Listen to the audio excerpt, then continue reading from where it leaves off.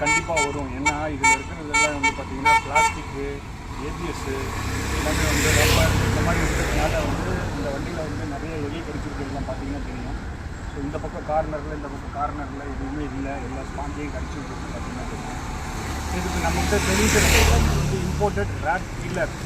So இதை நம்ம எங்கே அடிக்கணும்னா பப்ளிக் பிளேஸில் அடிக்கக்கூடாது. ஒரு அவுட்ருக்கு வந்து இப்போ நம்ம அடிக்க போகிறோம். Just stay tune.